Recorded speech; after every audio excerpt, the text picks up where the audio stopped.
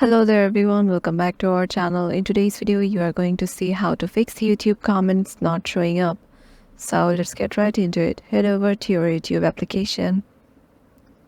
Sometimes you might see if you go to a specific video, you can't or you will not be able to see the comments like the comments in here.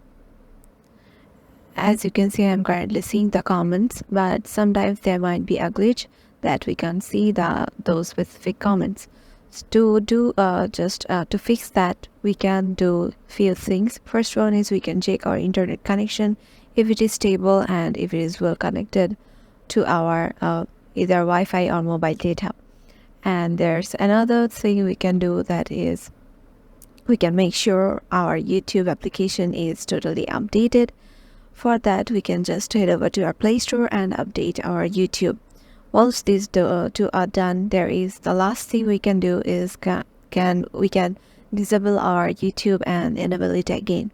By that, we can fix this problem and we will be able to see the comments in a specific video.